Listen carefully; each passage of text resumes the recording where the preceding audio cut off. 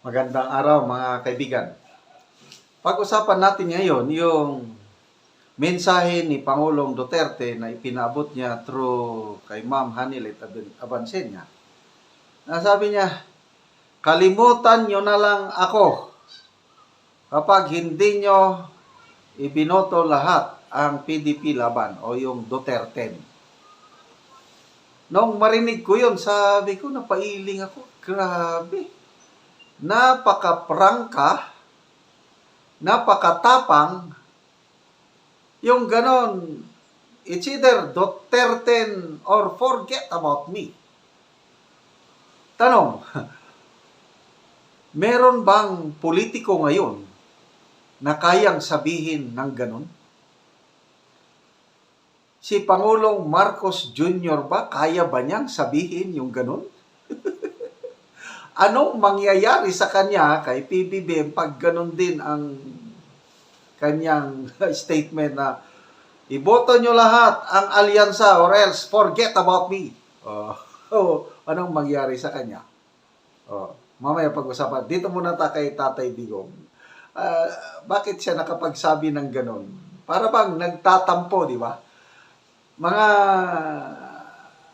I hope na may mga lolo pa kayo na may edad-edad na. Di ba ang mga matatanda, matampuhin na. Pag hindi mo na pagbigyan na, sige, huwag na lang. Pasagdi na lang ko.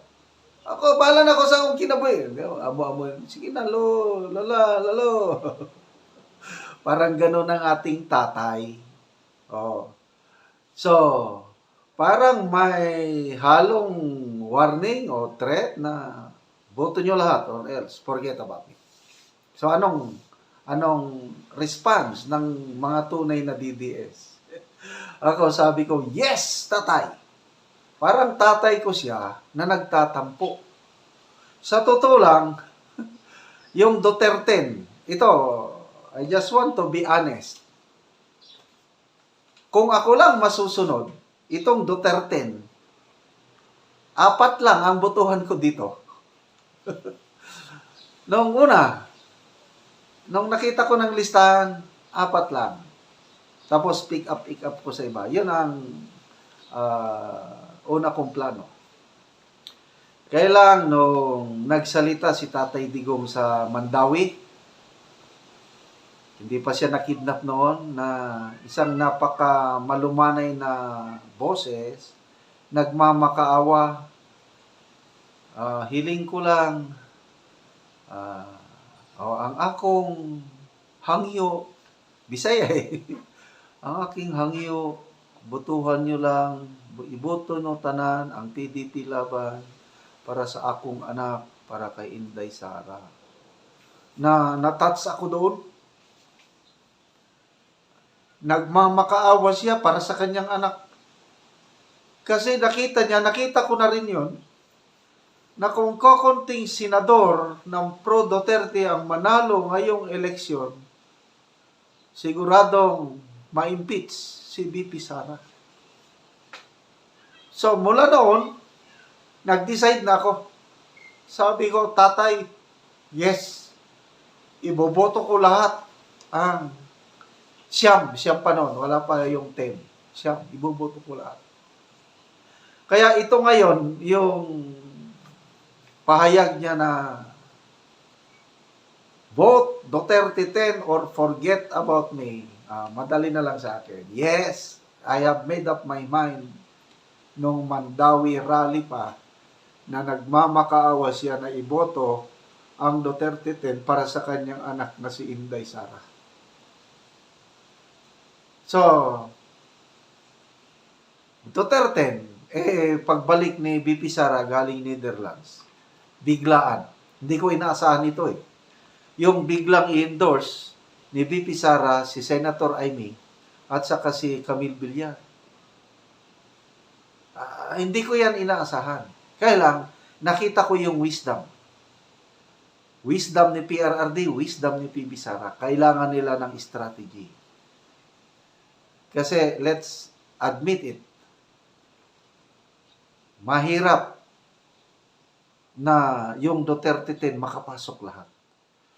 magpasalamat na tayo kung may 5 na makapasok o 6 kaya.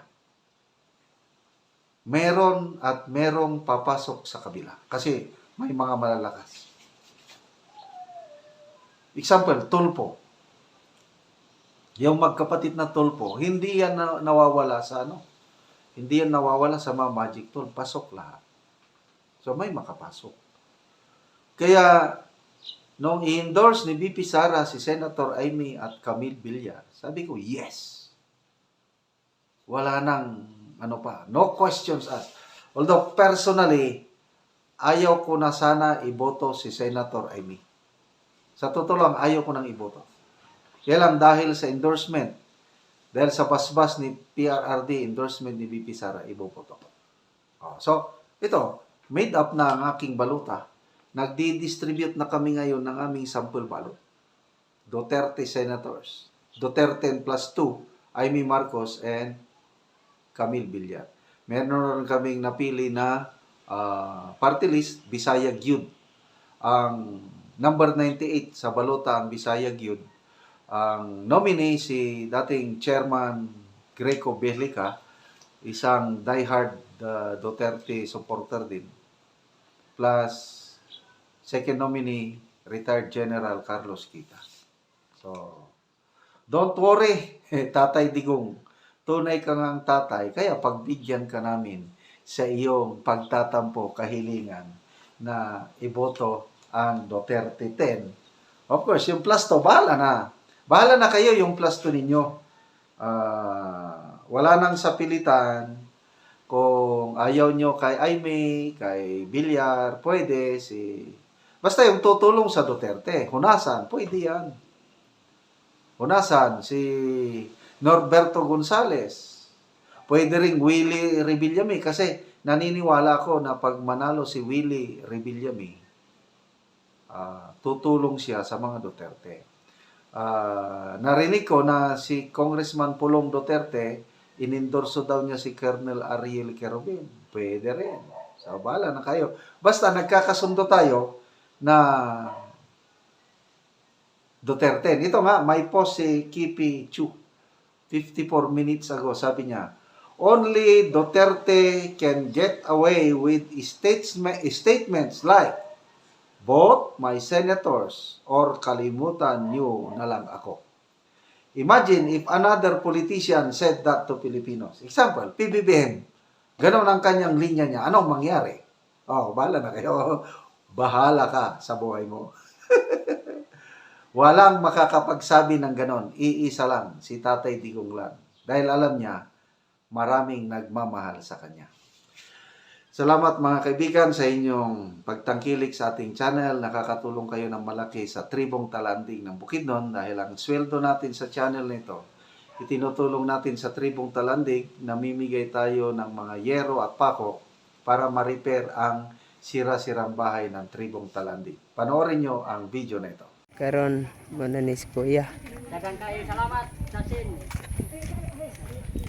Na yata.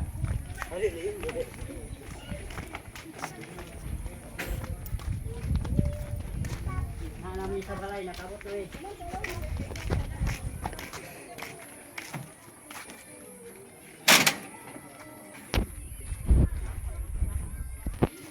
Og mao na ni ang balay ni Kuya nga natagaan na mo og yero nga tuluan. Wala ni ay lang balay.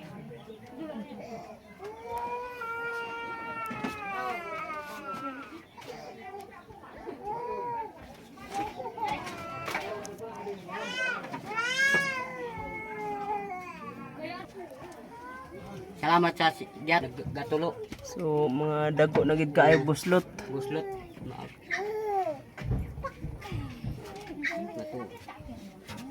O karon niya unsa imong maistorya nga abot na ang sin lansang pako prinsin aron makaatop na ka og Dagan kapulihan salamat na sa ng imong atop. giyatag nga sin para makuha ang kaning gatuluan nga mga atop nga di na tuluan. Para di na ka matuluan. Salamat sa Ginoo sa gatan o sa video. O karon natabangan na mo. Okay. Oo. Og mag-atop na ka karon niya. ako pa ni karon nga simbolon og kuan para og maplastar. Di po karon nga atupan kay ako pa ang pangbutangan ng mga kahoy. Butangan nimo unahan og kahoy mag-atok Oo. na dayon ka. Sige kuya. Mo na ni ang kuan niya. Yang pulihan karon sa nahatag sa iya nga yero. Og mura to ya, salamat. Daghang salamat. Sige sige. Ibalik ka kay para wala sa Mm.